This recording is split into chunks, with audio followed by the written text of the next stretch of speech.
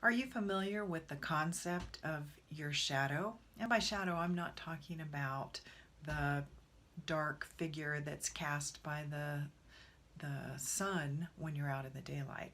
I'm talking about that side of your personality that includes some negative aspects that you may not be aware of. In this video, I'm going to talk about the top technique for starting to discover and explore that shadow side of your personality. Hi, I'm Beth Strathman, and welcome to my channel where I offer you wise leadership solutions so simple and practical your employees will practically lead themselves. On my channel, I offer a wide variety of leadership strategies and techniques, so if you're new here, consider subscribing. So your shadow.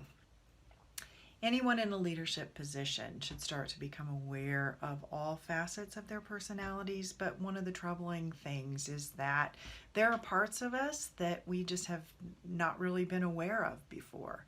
We all know that we're wonderful people and we have good intentions, and so sometimes we have a hard time believing that there's a negative aspect to ourselves.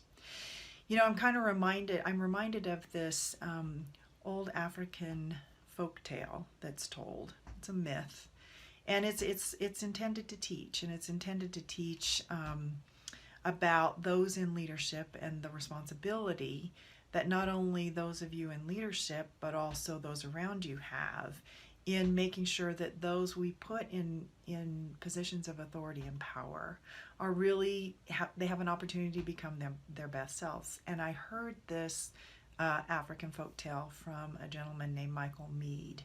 He's a storyteller and mythologist, and I'm really kind of interested in his stuff. But anyway, this particular African folktale talks about how a brother and a sister were traveling, and they encountered the ghost of their father, who led them into a city underground. And the interesting thing was that they were told to hide in the bushes and to watch what happened. And so soon a group of people come to the place, you know, where they could see from the bushes. And after the group of people assembled, the chief of the village came, and what they could see was a side of him that was just covered in gold. And the people of the village gathered around this chief, and they started to polish the gold and really make sure it was shiny and could gleam in the sunlight. And so pretty soon, when they were finished polishing and oiling that golden side of the chief, they all dispersed. And then the next day they all came back, and so did the chief, but this time the side of the chief that they could see was covered in maggots and rotting flesh.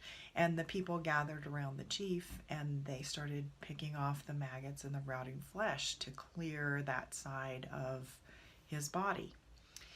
So what this tale is intended to tell us is that when you're in a leadership position, people can see all sides of you, even though you can't see them. And it's the responsibility of those around us to help us to see the good and the not so good sides of us so that we can become the best leaders we can become.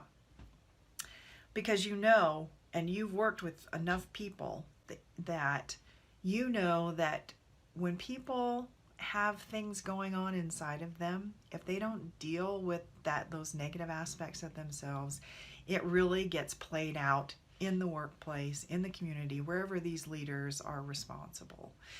So what's the number one way? If it's a shadow, how are you going to discover it? How do I get at this stuff about myself that I can't see? Well, you can certainly ask people you trust. That's one thing. But the more formal technique for doing this, and I will call it, you know, one of the top technique for finding out more about your shadow, and that's to undergo a 360-degree feedback process.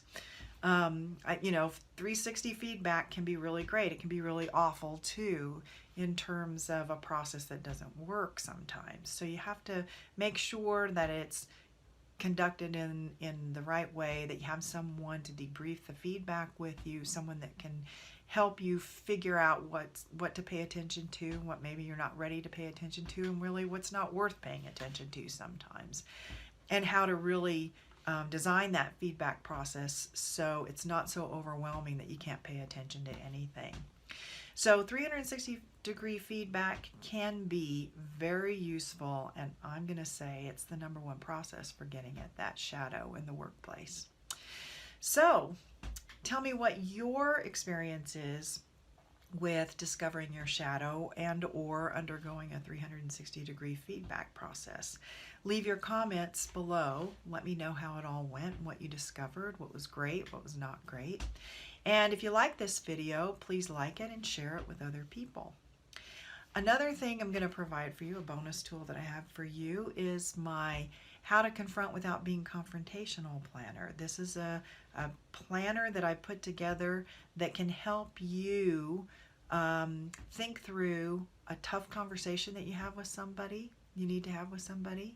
And so I'm going to make that available for you. Just look below. It'll show you how to access that on my website. Till next time, I'm Beth Strathman with Wise Leadership Solutions, so simple and practical, your employees will practically lead themselves.